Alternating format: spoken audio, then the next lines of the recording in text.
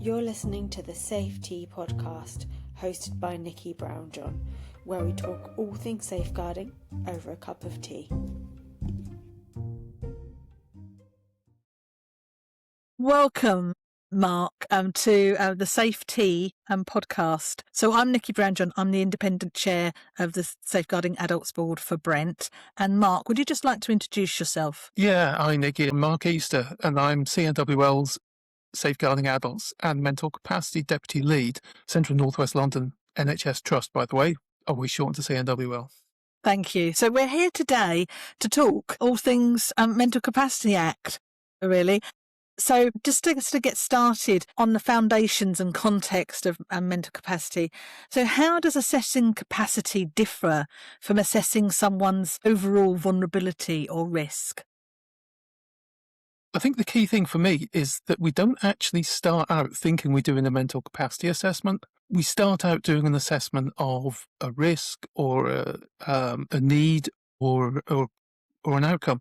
And it should only be if in that conversation we're thinking the person is not quite understanding that we then start to think in terms of mental capacity. The question remains the same. Whatever question we started with is still the question. It's just how do we get that person's response to it? So mental capacity becomes part of that process rather than the process in its own right. Thank you. That's really interesting. That it's not a narrow process. It's part of just our everyday work with an individual. It's a part of communication. It's good communication skills, how I often approach it. Thank you. And what are the biggest misconceptions among professionals, families or the public about capacity, and then linking that with safeguarding? For me, the thing that most often happens, and it can be families, it can be carers, but often it's professionals as well, is the degree to which there's some stigmatization of individuals, where there's a belief that because somebody is known to have a learning disability or because they've had a mental health diagnosis, that therefore they won't be able to make any decisions, as if these conditions are of such severity that they automatically cut off any possibility of independent decision making. And we know that's not true, but the classic case with professionals is the one where somebody is pushed into an appointment in a wheelchair and the professional starts talking to the person pushing the wheelchair, not the person in it. And for me, sometimes forget that our colleagues, our professionals in health and social care, they're only professionals during working hours. Outside the rest of it, they're just regular human beings with the same foibles, the same weaknesses, the same propensity to stigmatize and make judgments based on very little information. So I think that is the major problem we come across, is people's belief that actually they start with the premise there is a problem rather than from the premise of let's see how far we get and we'll deal with any problems later. So therefore, from a safeguarding perspective, then it can be very easy to just ignore the individual, the person, isn't it? And then to just look to hear from whoever's with them or other people. Yes. And so therefore, if there was a major significant safeguarding concern, if there was abuse or neglect going on, we wouldn't know, and because we haven't given that person the opportunity to speak on their own behalf. Yes, and very often we should not be taking that right away from people as professionals. I understand families may want to be protective and showing their caring by trying to speak for somebody. We should start from the premise we speak to the individual. If their decision is, I want you to speak to my family, I want you to speak to my carers, then that is their choice, and that's entirely fine, that people are there, that they want there to support them. But we shouldn't start from that premise. We should actually work out that's their wish first, rather than, as it were, edit them out of the conversation just because we have a belief, well, they won't be able to understand anyway, so let's not bother. No, we should bother. It's what we would want if it was us or our families. And if that's the case, then we have to extend that to anybody else. Thank you. Thank you. So moving on to assessment and practice, can you just sort of talk a bit about what early warning signs of reduced capacity or increased vulnerability should professionals watch out for? I think the major thing is actually just to keep an open mind, because again, if we have a preconception about somebody's abilities, the slightest bump in the road, we might think that's it, they've had it, we can't possibly carry on the conversation. Where we ride over it with somebody else where we weren't expecting there to be a problem, it's perfectly reasonable, perfectly common to have conversations with people with dementias, for example, where we don't necessarily know that there is a problem until we come down to a specific. So there's not always a warning sign. Equally, people we expect to maybe struggle get an awfully long way and end up making completely independent decisions with no problem at all. And I think sometimes the trick there is not to preempt it, not to expect there to be a problem. If one emerges, that's entirely fine. But yeah, I mean, people will very often have conversations where somebody hasn't understood. We don't necessarily want staff or colleagues to then start thinking there's a problem with mental capacity, because sometimes maybe an older adult, maybe they're in a noisy environment, they have a hearing impairment. It's as simple as that, or a visual impairment, whatever it may be. And this is why I often think of mental capacity assessments as being an issue around just good communication skills, because somebody who needs a hearing aid in, we wouldn't think twice about this affecting mental capacity. We would just make a reasonable adjustment. We would do the same with visual or other impairments. And yet we seem to struggle with doing it with people who struggle with the language we use. And I know very well if somebody speaks to me about IT, they have to break it down to the absolute one-syllable words. Otherwise, I'm entirely lost. That doesn't mean I lack mental capacity. It just means they need to make some adjustments if they want me to understand. Sometimes they may not be able to break it down enough, and therefore somebody needs to step in and say, right, I think this is the best idea. That's entirely fine. That's professional. Thank you. Going on from that, we hear about people making unwise decisions, and they've got the capacity to make that unwise decision, and it often comes up in situations of sort of suspected self-neglect and safeguarding adults reviews nationally. That's found a lot. So can you just talk us through sort of how you would think about unwise decisions and whether or not someone's got the capacity? Yeah, I mean, this is one that I think professionals find really challenging. And I know the language in the legislation is unwise decisions. I personally really dislike that language. I think it's much more commonly it's a decision that we don't agree with. And we may have good professional reasons for disagreeing with it, but the service user, the patient, may also have equally good reasons on their side for why they're saying no. And I think it's quite paternalistic to be saying to people, oh, you've made an unwise decision, purely because we don't agree with it without necessarily understanding the pragmatics. So for me, it's actually moderate the language. Don't show that we're disagreeing as such with the person. We're just saying what our concerns are. We think actually that what you're saying, it potentially leaves you a little bit unsafe, and this is what we might suggest, and that's fine. What I don't like, though, is sometimes professionals will revisit these decisions time after time after time, to a point where it becomes almost rather hectoring or badgering the person into essentially giving up and giving away what they actually want from the procedure. I mean, I don't wish to shock anybody, but sometimes health professionals get it wrong, and it is reasonable for people to say, no, I don't want that. Again, it's what we would want if it was us. If it's not what we want, why would we accept it just because somebody else tells us it's best for us? It should be about what is best for us in an overall sense. What are we comfortable with? What do we agree to? And we shouldn't be bullied into that. It should be part of a conversation with an agreed outcome. Yeah, then difficult to have those conversations if you sort of you tried to sort of tell me that it was an unwise decision for me to have that bar of chocolate. I'd probably tell you to go away. Yes, yeah, politely, yes. If I'm just going overboard on those bars of chocolate and making myself really ill and ending up in hospital, then the challenging conversation to have with me that what it's going to do to me if I continue. It's entirely reasonable that if you are going to a professional to ask their opinion, that could be anything, that could be electronics, getting your car fixed, as well as healthcare decisions. It's reasonable that they will tell you what they think with their professional judgment. But it is still our choice as to what we do with that information if we have mental capacity to do so. And I think sometimes we, in our professional capacities, are far too quick to make judgments about people and think they're wrong, they're stupid, they don't understand. They understand perfectly well for their own sense of what they want. And that is entirely fine. And we're not here to take over somebody's life. We're here to give them our opinions. And I think sometimes we can, we either go overboard on telling someone how to live their life, and so then they shut the door on us, don't they? Or sometimes we might just hear from them the once, and yes, they've got capacity, they've made that decision, they've made that unwise decision, and that's it. We won't bother them again. And it might be that the person has a serious illness, a long-term illness that's going to deteriorate over time.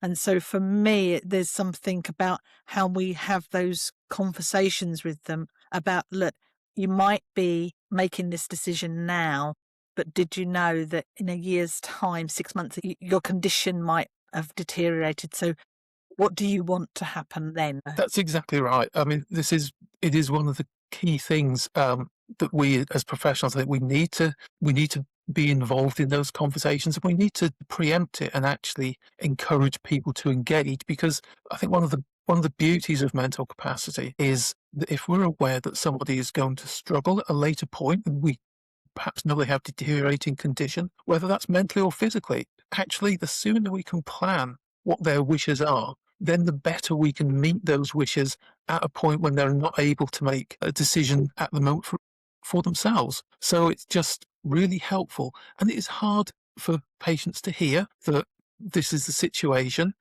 And it is perfectly reasonable that they might also say, I can't talk about this at the moment. I want you to go away. I don't want to accept this. Okay, that's fine. We're not there to bully and harass. We're there to have the conversation and say, we as professionals think this. What do you like us to do with that information? And I would always say in these sorts of situations, it is reasonable as professionals to re-engage at different points and say, are you in a position now where we can have this conversation? And this is why, we think this is going to help you in future. It was going to support your decision making and your wishes in a point where you may not be able to do that for yourself anymore.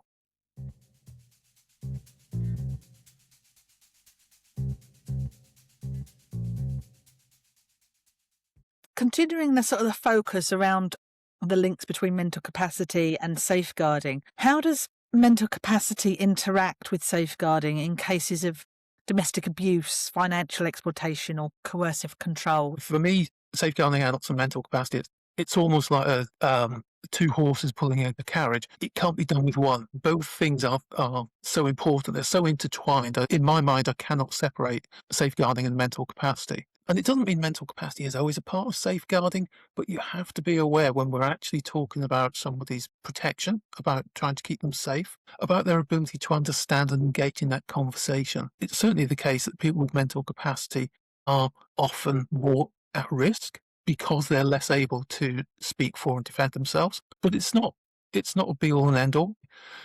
And the situations you say, things like domestic abuse, it may be that an individual who's suffering here has full mental capacity for any other sorts of decision about their lives, their well-being, but actually is in such a vulnerable space that essentially they lose that ability to speak clearly, to actually evaluate and assess risk. So it can be the case that we actually need to look at a pattern. Is somebody actually able to engage? Are they actually able to carry out what they say they're going to do? And if they're not, is that because of a lack of mental capacity? Is it because of fear of consequence? Or is it because of other items? And it could be a combination of all three. It can fluctuate with time. So I think we need to be really flexible about saying to people in these situations that, yes, you may on the face of it have mental capacity, but you seem to have lost that ability to carry out the decisions that you're speaking about. And there's maybe things that we can help with regard to that. And safeguarding may have a role to play here in saying there's enough here to investigate a cause, and we engage the person with that in terms of making safeguarding personal. But at the same time, we have to acknowledge that despite an appearance of mental capacity, there are other barriers that are stopping us getting a really full picture of what the person wants and how we can appropriately engage with that. Thank you. And that brings to my mind sort of where frontline practitioners are trying to get into homes to maybe sort of offer some treatment, or maybe sort of some carers doing some housework or personal care, but just entering someone's home, and that they recalled that no, the person didn't want them in, and there was no reason to think that they didn't have the capacity to make that decision.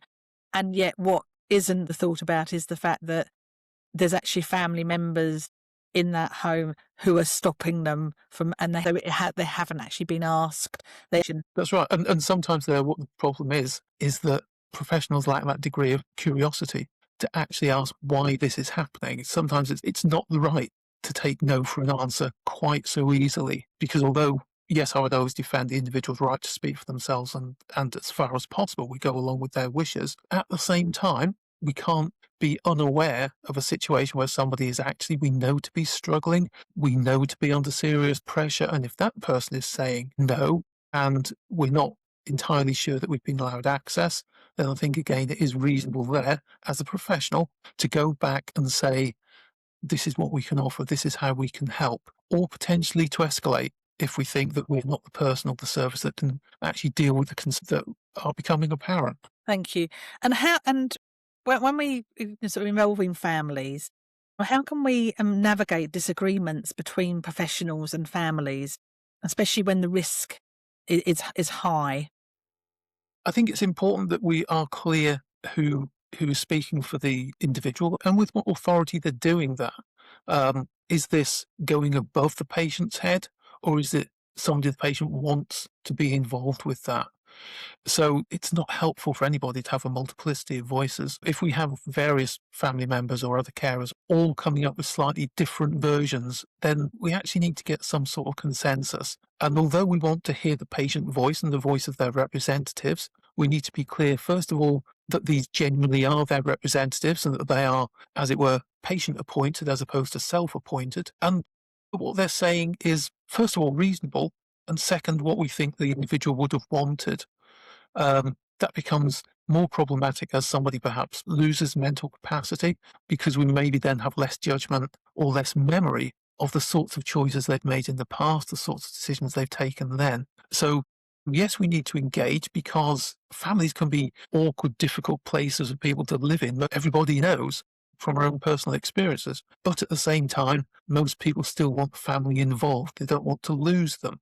They don't want to alienate. So we have to be careful of treading a bit of a tightrope between keeping that clinical engagement with the individual, but equally being clear that we are talking to the patient about their care. And although other views are welcome, it's not always those that are going to lead our response, and we're not necessarily going to be swayed by it, particularly if we think there's a coercive element or a controlling element that is perhaps not what the individual really wants. And it brings to mind that need to really raise awareness of people to get their lasting power of attorney agreed, whilst they do have that capacity to make those decisions. I have 3 sons. Do I want all of them to be able to have that equal choice about what happens to me if I didn't have the capacity? Or is it that one of them I know will be solid and will know exactly what I would have said? And to be able to sort of say, actually, that if I'd develop dementia, what do I want to wear? What do I want to wear if I no longer have the capacity to make that decision, and someone else has to make the decision to open that wardrobe and find me the clothes? Yeah, and just a couple of little examples here of sort of different takes on mental capacity. We had a chap who was coming to a flu vaccine clinic, and he'd come for several years. And at one point, I think one year his son fetched him. And at that point, his dad had developed dementia to a point where he wasn't really able to make those decisions for himself. And the son said, is it okay? Because he can't actually say he wants it. And what we used as our judgment then was that he independently had come for flu vaccines at a point when he could decide. And it was reasonable then to take that as what his wishes would be, even though he now couldn't speak for himself. And again, that's just a really nice little, in a nutshell, example of how we can take previous actions and why it's important to have those conversations. But it always reminds me again of a sort of the stigma of mental ill health. An ex-colleague of mine, his grandfather had dementia, but he would go out and do little odd jobs, including buying the lottery tickets. And apparently his grandmother always said that the reason they didn't win the lottery was because Granddad bought stupid numbers. So it's just a random selection, but somehow in her mind, the fact he had dementia meant he was picking a more stupid set than other people, which is obviously, it's crazy, but it just shows how for people that label explains everything. And clearly it doesn't, but this is how a lot of people think, and it's something we have to overcome and be really accurate with what we say, but also aware of what conditions people have and what impact they may have at any point in their life. So thinking around how we work with each other, that multi-agency collaboration, how can agencies coordinate better around mental capacity and safeguarding? This is one of those things where, to me, it is just so easy, and yet we know practically in all serious case reviews, poor communication, poor record keeping, they always come up. It's always a big problem. For me, it's straightforward. If you don't know the answer, pick up the phone to somebody who does. And personally, I don't care if that person works for a different agency or whatever. If they have the knowledge that supports our patients, then that's who we need to speak to. And it is absolutely as simple as that. And I know people get hung up on things like patient confidentiality and GDPR and all these sorts of things. It's not entirely unreasonable, but I think probably 99 times out of 100, if you say to the patient, do you want me to speak to the right people to get this service that you want? They will say, well, of course. They would be astonished that we would even ask them. So I think we become too defensive in terms of working in our own areas. It's like a child at school putting their arms around the paper so nobody else can see them and copy off them. But in this, we're talking about our patients and what is best for them and what they want and how they achieve their goals. And if we're blocking that by refusing to communicate with others, then we're harming our patient. So for me, that multi-agency working, it really is. Just talk to each other. I'm a nurse, other social workers out there, therapists, doctors, absolutely fine. We're all after the same thing. So let's actually have a conversation. And if I can't answer it, that's fine. Speak to somebody who does, because it's no skin off your nose. This is just being a good person. Yeah, absolutely. And if we're trying to prevent abuse or and neglect, if we don't do that because of being concerned about consent or information sharing, if that person then ends up being abused, we then end up having safeguarding adults reviews. Because consent is really important, of course it is, but at the same time, it's possible to take things too far. Yes.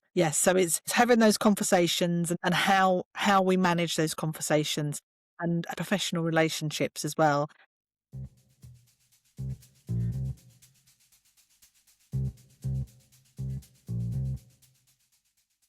How important is documentation, and what does excellent record keeping look like in difficult capacity cases? So maybe taking that example of where I haven't spoken to somebody else because I'm not sure about whether or not it's okay to speak to somebody. So how would I record all of that? What would good look like? Do you know, this has been such a question, such a bugbear around the country for, 20 years now we've had Mental Capacity Act, and I think we still haven't cracked it. For me, what I want to see if I'm auditing clinical records is to actually see there's been a conversation. It's as simple as that. I don't want to see a clinical record that says visited patient X, carried out care plan, because that we could have been working with somebody lump of wood for all the individual stuff there is in there. And just as a sideline, I'm quite aware that writing records takes time and that most people would prefer to be doing the actual care work than the written work. But the clinical record is so important to say to your colleagues who come after you what has been done, what's necessary, what somebody was like. But what I would like to see in a clinical record is spoke to X, we discussed, we agreed, because that actually then says here was a conversation and here was an agreed outcome, not an imposed outcome, not just a list of jobs, but we did this because he agreed to whatever. So just a few words can actually change the entire tone of a record without actually taking a lot more time. But it just says that there was a conversation. Now, of course, if that conversation throws up a bit of a concern that the person hasn't understood, I'd also expect the record to say what you did to help. So, for instance, that you engaged with the person and you felt it necessary to take them to a quieter room because the TV was on, they couldn't quite hear you. Again, that's instructive to people coming after you reading that record and thinking, oh, right, okay, yes, that's helpful. And the more detail, then probably the greater the problem there is in having a conversation or achieving a sense of somebody having mental capacity, or indeed that you think they haven't for that question would need to go elsewhere. But the clearest thing of all, just make sure that what the record shows is you're speaking to a person and that you are trying to get an agreement with that person. You're not just going in there as a professional saying, we're doing it my way. Yeah, so really walking alongside the person Indeed. and really sort of understanding what they want, Yes. their decision making, and giving advice where necessary, but they're coming to that joint decision. And what I usually say to staff is your record is the chance to actually shine. And what we're discovering, I think, that when we speak to staff about mental capacity, first of all, they're sometimes a little fearful of it because they think this is legislation and maybe they don't see themselves as qualified to handle a legal requirement. Well, actually, mental capacity is just about having a conversation with somebody. And if there's a problem, what you do with that. Now, we do it with other aspects of their health and well-being. Mental capacity is no different. We need people to actually get the sense that this is just what is within their professional capability, having a conversation, dealing with any issues, referring elsewhere if that's necessary. But while people are able to say that and speak to somebody's mental capacity, I mean, you ask any healthcare, social care professional, they will tell you in a heartbeat that somebody wasn't quite right today. Well, that is, in some degree, an element of mental capacity and awareness that things aren't quite working out. So if staff are doing that, then actually reflect it in your record and get the credit for the positive work that you're doing. And that reminded me of an experience I had where we had different professionals, and one said, yes, they've got capacity to make this decision, and almost the same decision looked at by somebody else on a different day. They were absolutely definite. They did not have the capacity to make that decision. And so neither had really written what the person was like that day. And so to be able to understand what the difference was, so you sort of start assuming that one of them had made a mistake, and when it probably wasn't that.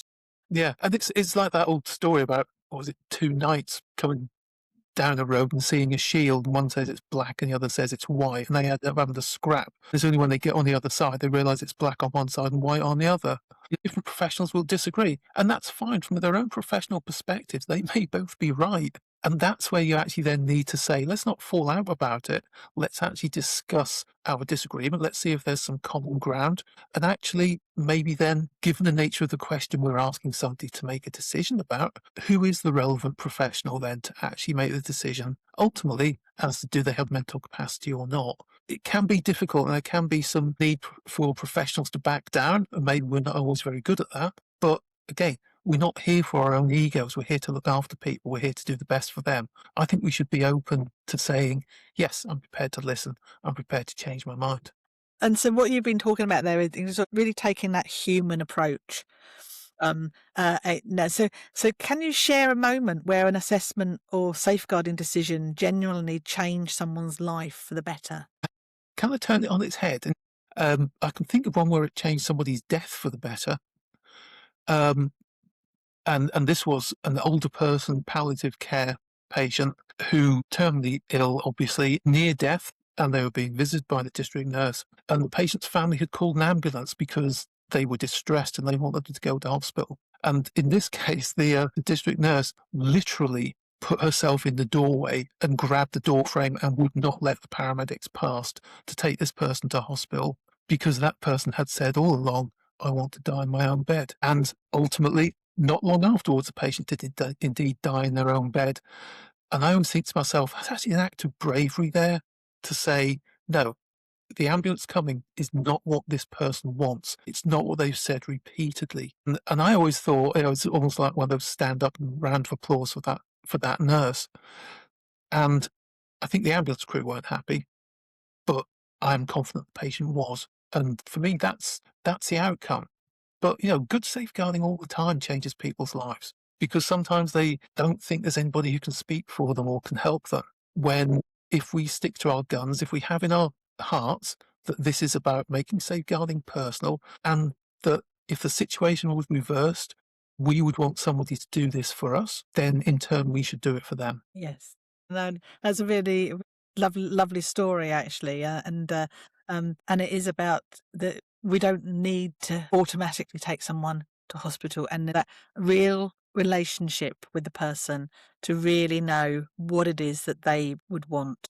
And I think that it is about that consistency of professionals, having the same member of staff, really getting to know somebody and to really be able to know what it is that they want. It can be hard to do that, particularly if it's somebody you don't know very well. We're more likely to default to what we would normally do, what the routine is. I don't fault people for doing that, but I think it just shows the more you know the person, the better you can care for them. But sometimes I always think more time we actually spend getting to know the person, sometimes it's more valuable than the time we're there doing the actual intervention. There's no reason we can't intervene and talk at the same time. Thank you. And then my final question is, from your expertise, sort of some advice for listeners. What advice would you give to professionals who feel uncertain or intimidated when carrying out capacity assessments? I think the first thing I would say is just remember, it's just a conversation. This is what you're doing. We spot if friends, colleagues, somebody is usually happy and cheerful. Suddenly one morning in the staff room, they're a bit low in mood. We pick up on that. We know something's different. Patients know different. If they're quiet one day and they're usually not, then it's reasonable to say, is everything okay? Has something changed?